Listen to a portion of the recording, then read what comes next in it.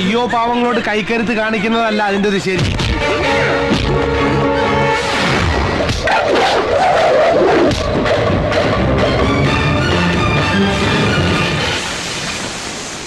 ഇനി ഒരു അടി മുന്നോട്ട് വച്ച് നോക്കടാ.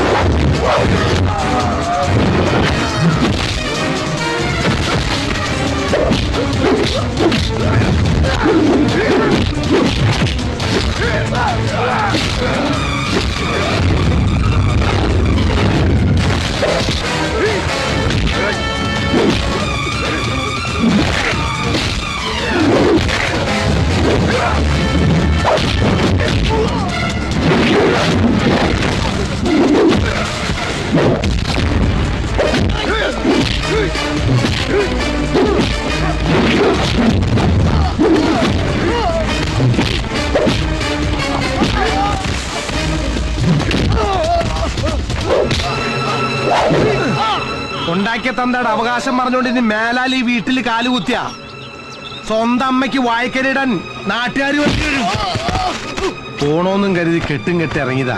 പക്ഷെ ഇപ്പൊ പോയാൽ ശരിയാവില്ല. ഇനിയാണ് ഇവിടെ കളി നടക്കുന്നത്, കളിയുടെ പൊടിപൂരം. പോയി വാ ശീക്രം.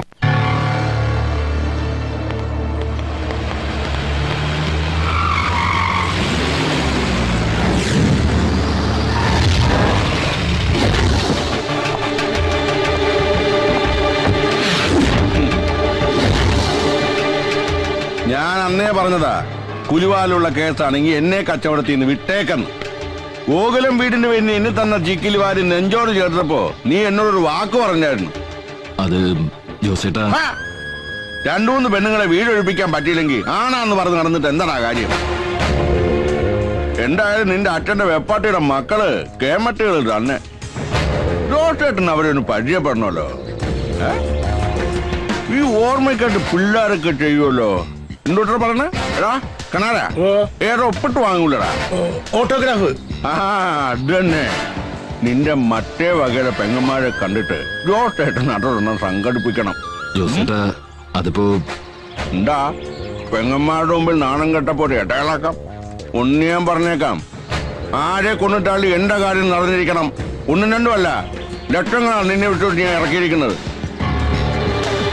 ഉറപ്പിച്ച കച്ചവടം പറഞ്ഞ സമയത്ത് നടത്തിയിരിക്കണം. അതിൻ്റെ ഇടയ്ക്ക് നാർത്തരം കാണിക്കാൻ നിന്ന കിടഹാവേ.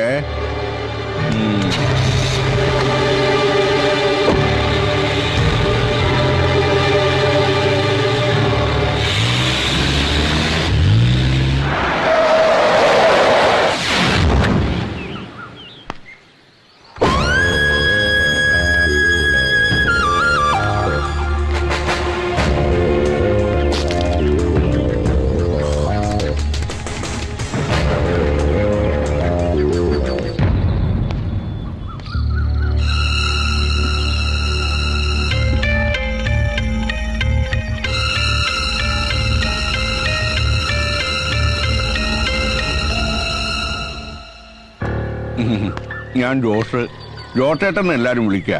ചന്തയില് കച്ചവടാ നേന്ത്രക്കൊലയുടെ. അത് മൊത്തത്തിലും ഉണ്ട്, ചില്ലറയായിട്ടും ഉണ്ട്. പിന്നെ കൂട്ടത്തിൽ ഇത്തിരി വസ്തുവിന്റെ ഏർപ്പാടും ഉണ്ട്. ഒക്കെ കൂടി ഒരു വിധത്തിൽ അങ്ങനെ പിടിച്ചു നിൽക്കുന്നു. ഇതൊക്കെ ഞങ്ങളോട് പറയാൻ ആ പെമ്പിള്ളാരാ ഇങ്ങനെ വേണം. ജോസേട്ടന് ഇതേ സ്വഭാവാ. നേരെ വാ നേരെ പോ. ഇനിയിപ്പോ കാര്യങ്ങൾ നേരെ രൂപ അങ്ങ് പറയാമല്ലോ.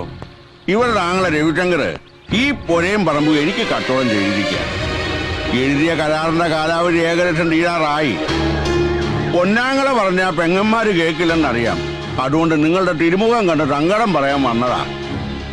ആ കയ്യിലിരിക്കുന്ന കാശ് കൊടുത്ത് കടിക്കുന്ന പട്ടിയെ വാങ്ങിച്ച അവസ്ഥയിലാ ജോസേട്ടൻ. സാധാരണ കഴിക്കുന്ന പട്ടിയെ വിഷം കൊടുത്ത് കൊല്ലുക എന്റെ ഒരു രീതി. വല്ലവനൊക്കെ എഴുതി തന്ന ഏതോ കരാറിന്റെ പേര് പറഞ്ഞ് ഞങ്ങൾ ഇവിടെ ഇറക്കി വിടാൻ ആരും കരുതണ്ട. അങ്ങനെ തറപ്പിച്ച് പറയണോ പക്ഷേ? ഒരു കാര്യം ഞാൻ പറഞ്ഞേക്കാം, ഇണങ്ങിയാൽ എല്ലാവർക്കും കൊള്ളാം. ഇനി അതല്ല, ഗുണ്ടയെ വെച്ച് പൊന്നാങ്ങളെ തല്ലി ഒരിക്കത് പോലെ എന്റെ അടുത്ത് വന്നാണ്ടല്ലോ, കടയിൽ നേന്ത്രക്കായ തൂക്കിയിടുന്ന പോലെ തള്ളിക്കൊണ്ട് കേട്ടി തൂക്കും എല്ലാത്തിനെയും. ഇനി ഞാനിവിടെ കാലുകൂട്ടുന്നത് ഈ വീടിന്റെ ഉടമസ്ഥനായിട്ടായിരിക്കണം. മറിച്ച് നമ്മൾ തമ്മിൽ ഇതുപോലൊരു കൂടിക്കാഴ്ച ഉണ്ടാവാൻ പാടില്ല.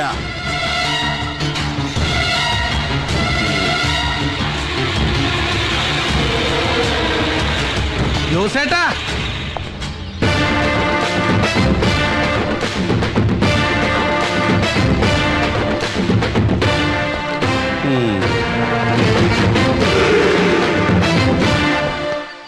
ഈ പാവങ്ങള് താമസിക്കുന്നിടത്ത് വന്നിട്ട് ചുമ്മാ അങ്ങോട്ട് തിരിച്ചു പോവാ. ഒരു കപ്പ് കാപ്പി കുടിച്ചിട്ട് പോവാ ജോസേട്ടാ. നീ അങ്ങനെ എനിക്ക് വേണ്ടി വെള്ളം ചൂടാക്കണ്ട. ജോസേട്ടൻ കാപ്പി കുറേ കുടിച്ചിട്ടുള്ളതാ. ഒരുമ്പട്ടിറങ്ങിയിരിക്കല്ലേ. അപ്പൊ ഇവക്കടെ പിന്നിലും നീയാണ്. പിന്നിലല്ല ജോസേട്ടാ, ഇപ്പൊ മുന്നിലാ.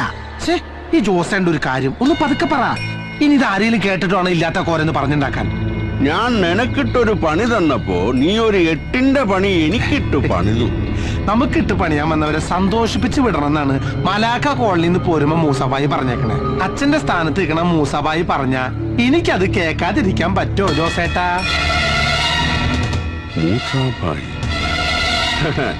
നിന്റെ ചോരത്തിളപ്പ് എനിക്ക് മനസ്സിലാവും. പക്ഷേ കട്ടിക്കും ടോക്കിനും അത് അറിയണമെന്നില്ല. ഈ ഇളം പ്രായത്തിൽ തന്നെ അങ്ങ് പോണോ? ഇത് കണ്ടോ, ആയുർരേഖ 80-ന് മുകളിലാ. തന്റെയും പുക കണ്ടേ ഞാൻ പോവൂ. ഈ പ്രായത്തില് തനിക്കങ്ങോട്ട് പോകണമെന്നുണ്ടോ? തൽക്കാലം പോവാൻ നോക്ക്.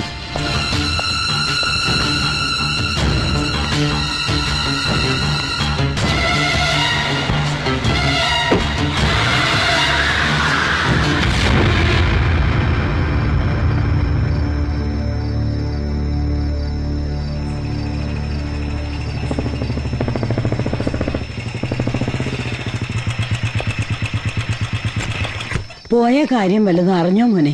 ഈ വീട് കൊടുക്കാമെന്ന ധാരണയിൽ നല്ലൊരു തുക ജോസേട്ടന്റെ കയ്യിൽ നിന്ന് രവിശങ്കർ അഡ്വാൻസ് വാങ്ങിയിട്ടുണ്ട്. പറഞ്ഞ കാലാവധിക്ക് മുമ്പ് വീട് രജിസ്റ്റർ ആക്കി കൊടുത്തില്ലെങ്കിൽ അയാൾ അവനെ വിടില്ല. ആഗ്രഹിക്കുന്നത് എന്തും കൈപ്പിടിയിലാക്കണമെന്ന് വാശിയുള്ളവനാ രവിശങ്കർ. ഇവരുടെ ചോരയാണെന്നൊന്നും പറഞ്ഞിട്ട് കാര്യമില്ല. വീട് വിൽക്കാൻ വേണ്ടി എന്ത് അനുക്രമം കാണിക്കാനും അവൻ മടിക്കില്ല. ഈശ്വരന് മാത്രമേ അറിയാവൂ എന്തൊക്കെയാ നടക്കാൻ പോകുന്നത്. ഞങ്ങൾക്ക് ആരാ ഉള്ളത്? അങ്ങനെയൊന്നും ചിന്തിക്കണ്ട. മനസ്സ് തുറന്ന് എന്തെങ്കിലും പറയണമെന്ന് തോന്നുമ്പോ എന്നോട് പറയാലോ. ഒരു മകനെ പോലെ കരുതിയാ മതി.